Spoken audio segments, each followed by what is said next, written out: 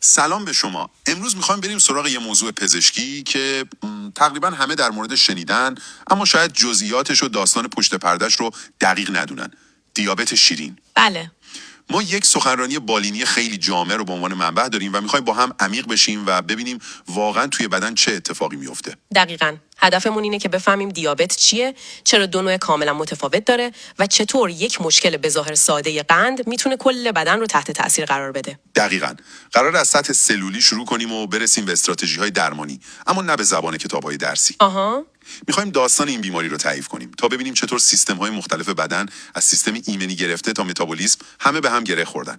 اینطور یک تصویر خیلی شفاف برای شما شکل میگیره. عالیه. خب بیاین از اول شروع کنیم. مشکل اصلی در دیابت همونطور که میدونیم قنده. درسته. قند یا گلوکوز سوخت اصلی سلول‌های ماست، اما در دیابت نمیتونه وارد سلول‌ها بشه. اینجا جاییه که داستان به دو شاخه کاملا متفاوت تقسیم میشه. کاملا. اینجا با دو داستان کاملا متفاوت از خیانت در بدن روبرو هستیم. در دیابت نوع 1 این خیانت از طرف سیستم ایمنی بدنه. سیستم ایمنی؟ بله، یک جور اشتباه در تشخیص هویت. سیستم ایمنی که باید از ما در برابر مهاجمان خارجی دفاع کنه، به اشتباه سلول‌های بتا در پانکراس رو به عنوان دشمن شناسایی میکنه. این سلول‌ها کارخونه‌های تولید انسولین بدن ما هستند. پس یعنی گارد امنیتی بدن به مهمترین کارخونه خودش حمله میکنه. دقیقاً همینطوره. این حمله معمولاً در افراد جوانتر زیر 30 سال اتفاق میفته. علم تونسته حتی یک سری اثر انگشت ژنتیکی خاص رو شناسایی کنه که بعضی‌ها رو مستعدتر میکنه. اما نکته کلیدی برای شما اینه که سیستم ایمنی یک سیگنال اشتباه دریافت میکنه و یک حمله تمام عیار و هدفمند رو علیه پانکراس شروع میکنه. نتیجهش تخریب این کارخونه‌ها و کمبود مطلق انسولینه. کمبود مطلق. بله، بدن دیگه هیچ انسولینی تولید نمیکنه. انسولین همون کلیدیه که در سلول‌ها رو برای ورود قند باز میکنه. پس قند توی خون انباشته میشه، اما سلول‌ها گرسنه نمیمونن. و اما داستان دوم، یعنی دیابت نوع 2 که خیلی هم شایع تره. اینجا دیگه خبری از حمله سیستم ایمنی نیست. پس مشکل چیه؟ اینجا داستان خیانت، یک اختلال در ارتباطاته. در مراحل اولیه دیابت نوع 2 کارخونه انسولین نه تنها کار میکنه، بلکه داره اضافه کاری هم میکنه و حجم زیادی انسولین تولید میکنه. پس انسولین وجود داره، خیلی هم زیاد. مشکل اینجاست که سلول‌های بدن، به خصوص سلول‌های عضلانی و چربی، به این انسولین جواب نمیدن. انگار که کارگرها به دستورات مدیر کارخونه گوش نمیدن. به این میگن مقاومت به انسولین. یعنی کلید وجود داره و مدام داره توی قفل چرخانده میشه، اما قفلا زنگ زدن و باز نمیشن. تشبیه خیلی خوبیه. عواملی مثل چاقی، فشار خون بالا و چربی خون بالا که مجموعاً بهشون میگیم سندروم متابولیک، این قفلا رو زنگ زده تر و مقاومت تر میکنن. و این یک چرخه معیوب ایجاد میکنه، درسته؟ یک چرخه معیوب وحشتناک. قند خون بالاست. پانکراس برای جبران با فشار بیشتری انسولین پامپاژ میکنه، اما سلول‌ها همچنان مقاومن. این اضافه کاری بیوقفه پانکراس رو به مرور فرسوده میکنه. جالبه بدونید این تولید بیش از حد انسولین باعث آزاد شدن یک پروتئین چسبناک به نام آمیلوئید هم میشه که در پانکراس رسوب میکنه و به سلول‌های بتا آسیب میزنه. در نتیجه بعد از سالها کارخونه انسولین هم از کار میفته. یعنی فرد مبتلا به نوع 2 ممکنه مثل نوع 1 دچار کمبود انسولین هم بشه. دقیقاً. وضعیتش در مراحل پیشرفته شبیه به نوع 1 میشه. خیلی ها علائم کلاسیک دیابت رو شنیدن: تکرار ادرار، تشنگی زیاد و گرسنگی شدید. ولی دلیل بیولوژیکی پشت اینها واقعاً جالبه. اینها چطور به هم ربط پیدا میکنن؟ هر سه این علائم نتیجه مستقیم بالا بودن قند خون هستن. بیایید با تشنگی و تکرار ادرار شروع کنیم. خون شما رو وقتی قندش خیلی بالا میره مثل آبعسل غلیظ در نظر بگیرید. این غلظت بالا دو کار میکنه. اول به مغز شما سیگنال میده که بدن کمابه و شما مدام احساس تشنگی میکنید. دوم، کلیه ها وارد عمل میشن. اونها مثل یک فیلتر عمل میکنن و سعی میکنن این قند اضافی رو از خون بگیرن و داخل ادرار بریزن. صبر کنید، اینجا یه چیزی جور در نمیاد. اگر بدن اینقدر به قند برای سلولهاش نیاز داره، چرا کلیه ها دارن فعالانه اون رو دور میریزن؟ این که به نظر ضد و نقیضه. سوال خیلی خوبیه. این نشون دهنده محدودیت‌های بدن ماست. ببینید، کلیه‌ها یک آستانه مشخص برای بازجذب گلوکوز دارن. وقتی قند خون از حدی بالاتر میره، دیگه نمیتونن همش رو به خون برگردونن. پس مجبورن اضافهش رو دفع کنن. اما مشکل اینجاست. مولکول گلوکوز خیلی آبدوسته. مثل همون عسل که چسبناکه، گلوکوز هم موقع دفع شدن از کلیه‌ها حجم عظیمی از آب بدن رو با خودش به داخل ادرار میکشه. عجب. بدن شما برای خلاص شدن از شر قند اضافی به معنای واقعی کلمه در حال آب کشی شدنه. این از دست دادن آب شما رو تشنه‌تر میکنه و این چرخه ادامه پیدا میکنه. پس این دلیل تکرر ادرار و تشنگی زیاده. در مورد گرسنگی شدید چطور؟ با وجود این همه سوخت که توی خون شناوره، چرا بدن باز هم سیگنال گرسنگی میفرسته؟ این همون پارادوکس مرکزی دیابته. خون پر از قنده، اما سلول‌ها دارن از گرسنگی میمیرن چون کلیدی برای ورود قند وجود نداره. درسته. بدن در این حالت اضطراری به سراغ نقشه جایگزین میره. شروع میکنه به سوزوندن چربی‌ها و حتی پروتئین‌های عضلانی برای تامین انرژی. یعنی بدن خودش رو میخوره. دقیقاً. این وضعیت که بهش میگن حالت کاتابولیک، متابولیسم رو به شدت بالا میبره و سیگنال‌های گرسنگی شدیدی به مغز میفرسته. به همین دلیله که در دیابت نوع 1 کنترل نشده، فرد با وجود اشتهای زیاد به شدت وزن کم میکنه. خب تا اینجا فهمیدیم بیماری چطور شروع میشه. اما وقتی اوضاع از کنترل خارج میشه چه اتفاقی میفته؟ اینجا داستان وارد فاز اورژانسی میشه با 2 سناریوی ترسناک، DKA و HHS. دقیقاً. شرایط استرس‌زا مثل یک عفونت شدید یا جراحی میتونه با آزاد کردن هورمون‌های استرس قند خون رو ناگهان به اوج برسونه و این دو بحران رو رقم بزنه. این دوتا در نگاه اول شبیه هم هستن؟ شاید شبیه به نظر برسن، اما روش کارشون کاملا متفاوته. DKA یا کتواسیدوز دیابتی تقریبا همیشه در مبتلایان به نوع 1 رخ میده.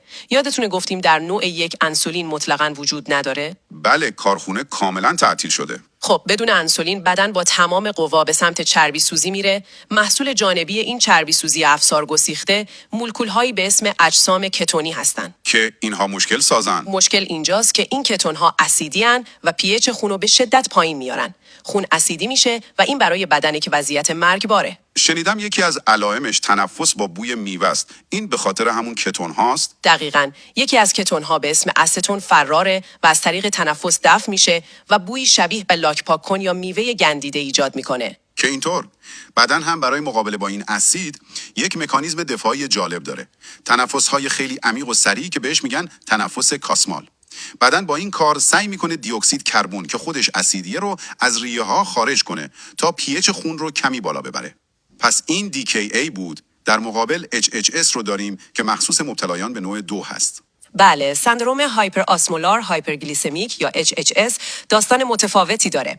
در نوع 2 معمولا مقدار کمی انسولین هنوز در بدن وجود داره.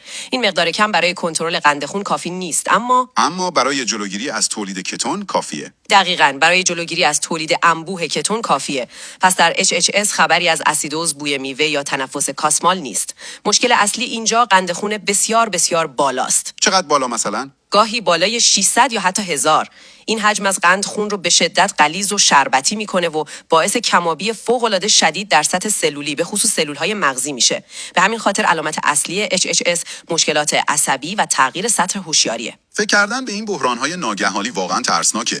اما چیزی که شاید موذی‌تر و خطرناکتر باشه، آسیبیه که قند خون بالا به صورت آهسته و بی صدا در طول سالها به بدن وارد میکنه. بیایم در مورد این فرایش تدریجی صحبت کنیم. نکته خیلی مهمی رو گفتی. مکانیسم اصلی این آسیب بلند مدت فرایندیه به نام گلایکوزیله شدن غیر آنزیمی. اسمش پیچیده است اما مفهومش ساده است. تصور کنید مولکول‌های قند مثل کارامل چسبناک در سراسر رگ‌های خونی شما در حال گردش هستند.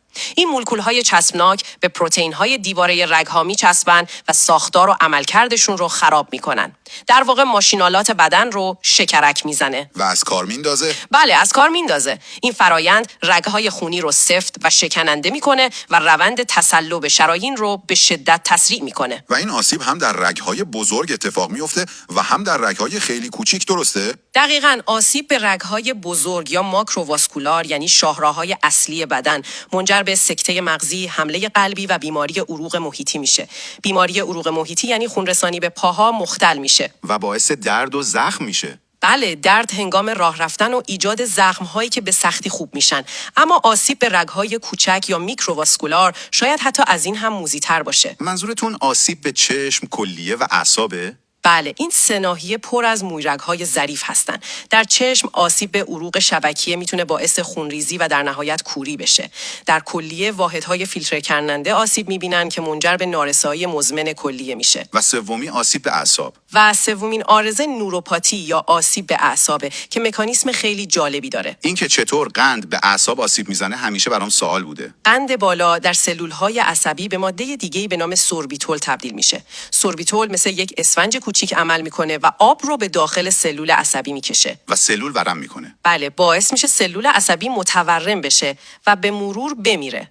به خصوص سلولهای شوان که مثل غلاف پلاستیکی دور سیم برق عصب رو عایق بندی میکنن خیلی حساسن. نتیجه این تخریب بی‌حسی و گزگز در دستها و پاهاست با الگویی شبیه به دستکش و جوراب. که این بی‌حسی خیلی خطرناکه. خیلی. وای، یعنی ممکنه پاتون زخم بشه و اصلا متوجه نشید. دقیقاً، و به همین خاطره که یک چیز ساده مثل خریدن یک کفش نو برای فرد مبتلا به دیابت میتونه یک تصمیم پزشکی بزرگ باشه. یک تاول کوچیک که اصلاً حسش نمیکنه میتونه تبدیل به یک عفونت فاجعه بار و حتی قطع عضو بشه. عجب. این آسیب عصبی میتونه روی اعصاب داخلی بدن هم تأثیر بذاره و باعث مشکلات گوارشی یا افت فشار خون بشه. با این همه عوارض پیچیده تشخیص به موقع باید خیلی حیاتی باشه. پزشکا چطور میفهمن که کسی دیابت داره و استراتژی‌های درمانی برای دو نوع دیابت چقدر با هم فرق میکنه؟ تشخیص با چند آزمایش خون کلیدی انجام میشه، مثل قند خون ناشتا یا تست تحمل گلوکز. اما مهمترین ابزار تشخیصی و مدیریتی آزمایشی به اسم هموگلوبین A1C هست. همون A1C معروف. بله، این آزمایش مثل یک کارت گزارش 3 ماهه برای قند خون شما عمل میکنه، چون اون پروتئین‌های شکرک زده رو اندازه میگیره، به ما میگه میانگین قند خون شما در 3 ماه گذشته چقدر بوده. و بعد از تشخیص مسیر درمان برای نوع 1 و نوع 2 کاملا از هم جدا میشه. کاملا. درمان نوع 1 مفهوم ساده‌ای داره. جایگزینی انسولینی که بدن دیگه تولید نمیکنه. بهترین روش رژیم پایه بولس هست. یعنی چی؟ یعنی یک تزریق انسولین طولانی اثر در روز برای تامین نیاز پایه بدن، مثل یک صدای پس زمینه دائمی از انسولین.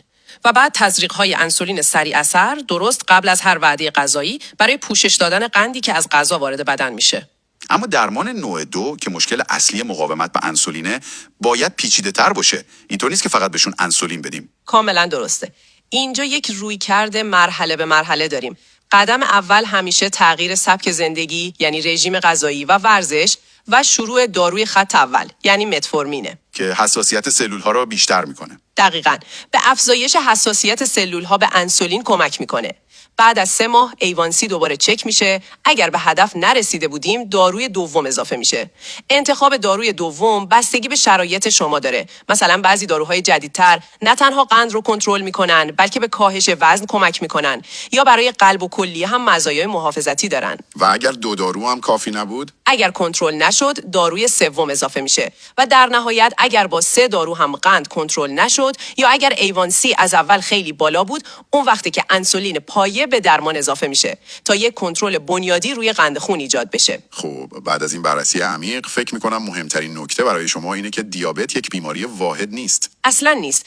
2 داستان کاملا متفاوته. یکی داستان حمله اشتباهی سیستم ایمنی و تخریب کارخونه و اون یکی داستان مقاومت و فرسودگی سلول‌ها. اما هر 2 داستان اگر مدیریت نشن به یک نتیجه مشابه ختم میشن. درسته، آسیب تدریجی به تمام رگ‌ها و اعصاب بدن. دقیقاً. و درک این مکانیسم ها به ما نشون میده که بدن ما چقدر یک سیستم یکپارچه و به هم پیوسته است. یک نقص در سیستم متابولیسم میتونه سیستم ایمنی، سیستم قلبی عروقی و سیستم عصبی رو درگیر کنه. این یک مثال واضح از اثر دومینوییه که در بدن ما اتفاق میفته. منبع ما به یک نکته آماری اشاره کرده بود که واقعا جای تأمل داره.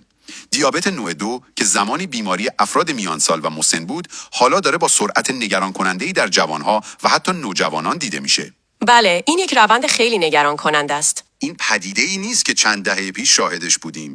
این موضوع شما را به این فکر وادار میکنه که فراتر از بیولوژی که بررسی کردیم، چه تغییرات بزرگتری در سبک زندگی، رژیم غذایی یا محیط اطراف ما در حال رخ دادنه که این روند رو هدایت میکنه و این چه معنایی برای آینده سلامت نسل‌های بعدی داره.